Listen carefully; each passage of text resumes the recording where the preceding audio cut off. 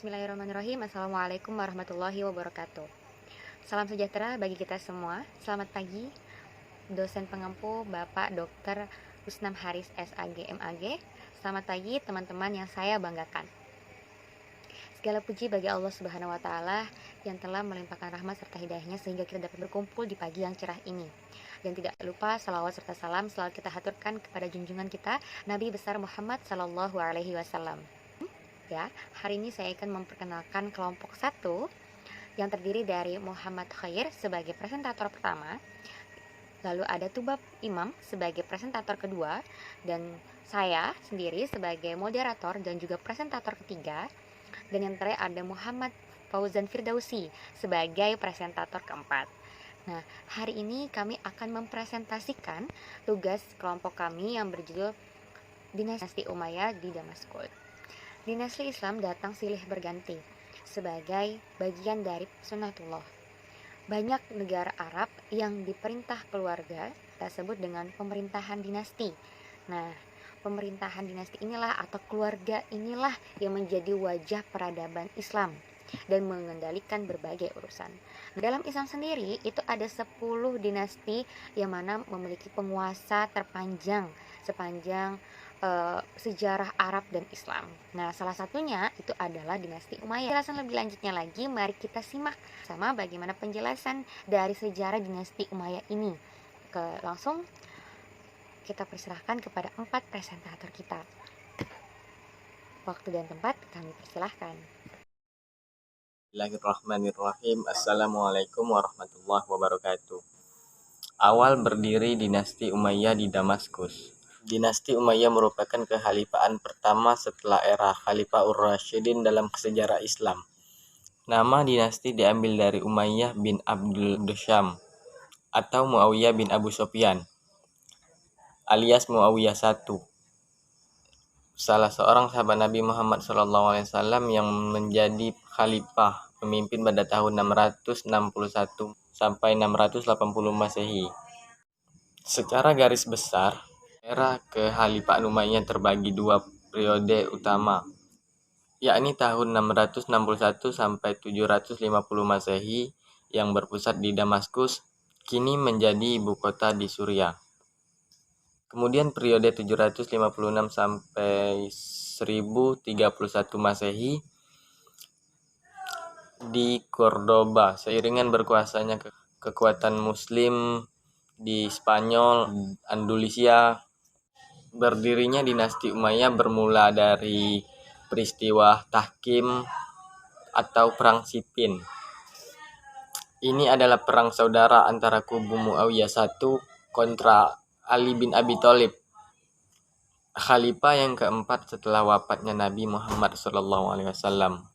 Perang Siffin terjadi usai kematian khalifah ketiga Utsman bin Affan pada 656 Masehi, yang membuka peluang bagi Ali bin Abi Thalib, menantu Nabi Muhammad, untuk memimpin. Setelah Ali bin Abi Thalib wafat pada 29 Januari 661 Masehi, kepemimpinan sempat dilanjutkan oleh Hasan, putra dari Ali dan cucu Nabi Muhammad SAW, selama beberapa bulan. Hasan kemudian melepaskan jabatannya. Usai Hasan bin Ali mundur, Muawiyah I tampil sebagai pemimpin, meskipun diwarnai dengan berbagai polemik di antara umat Islam itu sendiri. Dari sinilah kekhalifahan Umayyah dimulai. Kekuasaan dinasti Umayyah. Selama masa pemerintah dinasti Bani Umayyah, Imperium Islam berhasil memperluas wilayah sampai batas-batas yang terjauh. Perluasan ini hampir tak tertandingi sejak masa klasik dan hanya dilampaui pada masa modern oleh kerajaan Inggris dan Rusia. Pada masa kejayaan tersebut terjadi penaklukan kembali, pengendalian keamanan di Afrika Utara, dan penaklukan daerah Eropa. Sebuah upaya yang besar yang pernah dilakukan oleh orang-orang Arab, yaitu penaklukan Spanyol. Wilayah yang terbentang luas itu dibagi menjadi beberapa provinsi.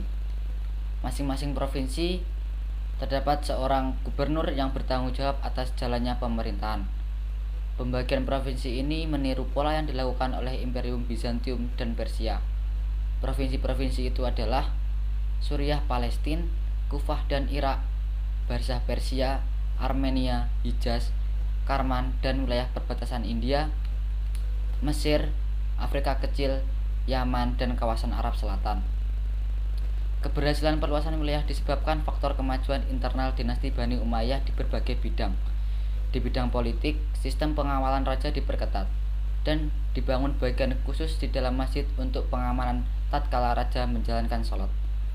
Di bidang militer, pada masa dinasti Bani Umayyah, organisasi militer terdiri dari angkatan darat, angkatan laut, dan angkatan kepolisian.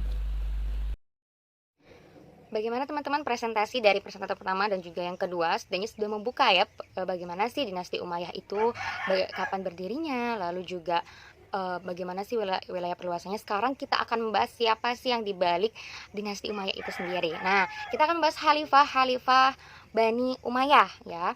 Nah, seperti kita lihat di bagan, sebelah sini ada bagan ya. Ada bagan yang pertama ada Umayyah paling atas, otomatis Umayyah. Umayyah mempunyai anak yang bernama Abu Sufyan. Nah, Abu Sufyan ini lalu mempunyai anak lagi namanya Muawiyah bin Abu Sufyan. Nah, inilah adalah muasas dari Bani Umayyah itu sendiri, bukan khalifah pertama Bani Umayyah itu sendiri. Lalu diturunkan lagi ke anaknya yakni Yazid bin Muawiyah. Setelah itu ada lagi Muawiyah 1 bin Yazid. Nah, setelah dari ini maka dilanjutkan lagi oleh keturunan Al-Hakam yang kita bisa lihat sebelah sini, ya kan.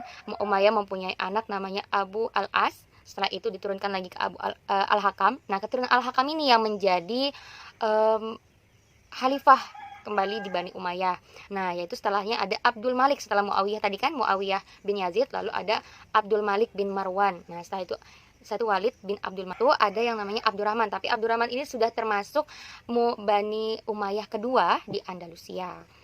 Dari 14 khalifah tadi kita bisa membagi jadi 3 fase, yaitu ada yang pertama fase pembentukan, lalu yang kedua ada fase kemajuan, yang ketiga ada fase kemunduran. Nah, dari fase ini kita bagi lagi secara garis besar ya 14 khalifah tadi. Yang pertama ada fase pembentukan, ya ini ada dari Muawiyah bin Abu Sufyan sampai dengan Abdul Malik bin Marwan. Nah, dari kelima khalifah ini itu bisa kita bilang adalah fase pembentukan, karena ini adalah baru-barunya istilahnya baru membangun sebuah dinasti. Jadi masih banyak gejolak-gejolak entah dari internal ataupun eksternal. Jadi masih banyak sekali gejolak-gejolak yang terjadi pada masa pemerintahan kelima khalifah ini tadi. Nah, lalu kita lanjut kepada fase kemajuan ini. Nah, fase kemajuan ini justru yang sangat pesat kemajuannya ketika pada masa pemerintahan Al-Walid bin Abdul Malik. Kenapa? Karena ekstensinya wilayah perluasannya itu sudah sampai ke Andalusia. Setelah itu ada Sulaiman bin Abdul Malik ya, setelah itu Sulaiman bin Abdul Malik, dan setelah itu ada di fase kemajuan juga Umar bin Abdul Aziz. Nah, ini di sini adalah fase keemasannya dinasti Bani Umayyah, sebagaimana yang kita kenal bahwa beliau ini tidak suka dengan pertikaian. Jadi ketika pada masa beliau ini dinasti Umayyah itu sangat stabil ya. Lalu dilanjutkan oleh lagi Yazid bin Abdul Malik, setelah itu yang terakhir Hisham bin Abdul Malik. Nah, setelah itu ada fase kemunduran. Nah, dalam fase kemunduran ini terjadilah gejolak-gejolak lagi yang mana tidak dapat dipertahankan lagi ekstensinya, sehingga terjadilah fase kemunduran dan runtuhnya dinasti Bani Umayyah. Baik, di sini saya Muhammad Fauzan Firdaus ingin mempresentasikan tentang kemajuan serta kemunduran Bani Umayyah. Nah, yang mana fase kemajuan ini berada di dalam pemerintahan Walid ibnu Abdul Malik yang mana menjabat pada tahun 705 sampai 715 Masehi. Nah, kebesaran Walid ini dapat diungkap bahwasannya Muawiyah adalah pendiri Daulat Umayyah. Nah, sedangkan Abdul Malik yang menstabilkan pemerintahan dan Walid adalah yang menegakkannya. Nah, maka fase kemajuan inilah justru berada di fase Khalifah Walid memimpin. Karena kenapa? Karena di Khalifah Al-Walid ini ekspansi wilayah Islam itu sudah sampai ke Andalusia. Nah, terus dilanjutkan lagi oleh Sulaiman, dan puncak keemasannya yaitu ada di Umar bin Abdul Aziz, yang sebagaimana kita ketahui beliau adalah tokoh yang terkenal di dinasti Umayyah. Karena kenapa? Karena beliau adalah salah satu khalifah yang tidak menginginkan yang namanya pertikaian, sehingga kondisi masyarakat Umayyah sangat stabil. Adapun kemajuan yang telah dicetak pada pemerintahan Walid ibnu Abdul Malik yaitu sebagai berikut. Yang pertama yaitu membangun sarana fisik dan infrastruktur untuk kemakmuran rakyat di mana-mana seperti itu. Nah, yang kedua ia pun mendirikan pembangunan sumur air di Madinah dan renovasi jalan-jalan umum. Nah, adapun yang ketiga itu ia membangun rumah sakit pertama kali dalam sejarah Islam. Nah, yang keempat ini ia membangun sarana rumah singgah bagi para musafir dan para pendatang. Nah, yang kelima, ia juga memprakarsai pembangunan masjid besar di Damaskus, yang mana masjid besar ini dinamai dengan Al-Jami Al-Umawi, seperti itu.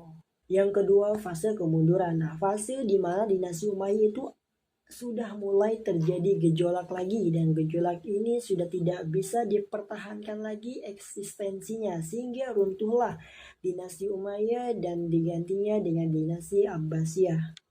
Secara garis besar, sebab runtuhnya dan hancurnya Bani Umayyah ini disebabkan sebagai berikut.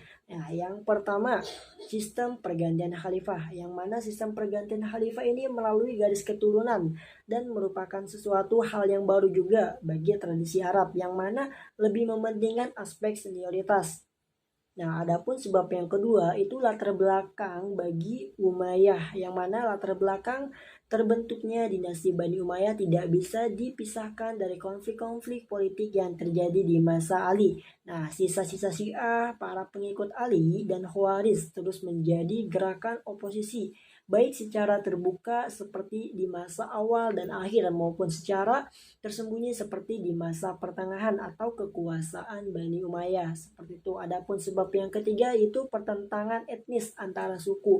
Nah, pada masa kekuasaan Bani Umayyah, pertentangan antara etnis antara suku Arabia Utara atau Bani Qais dan Arabia Selatan atau Bani Kalb. Nah, yang sudah ada sejak zaman sebelumnya Islam. Nah, makin meruncing termasuk golongan Mawali yang merasa dikelas duakan.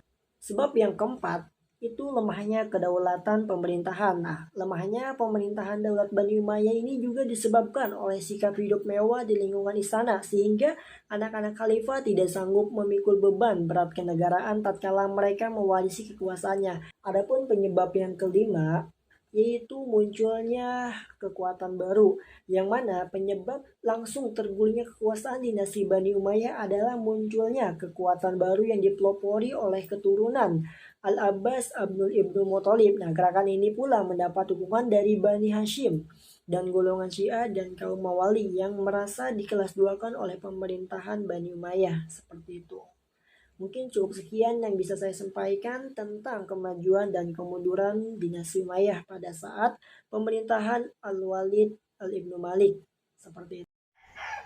Terima kasih atas semua presentator atas penjelasannya. Baiklah teman-teman, kita sudah mendengarkan penjelasan tentang sejarah singkat dinasti Bani Umayyah. Agar pengetahuan kita tidak berhenti sampai di sini saja, maka saya akan membuka sesi diskusi yang mana kalian bisa bertanya, menyangga, dan menanggapi terkait tentang dinasti Bani Umayyah ini sendiri. Terima kasih.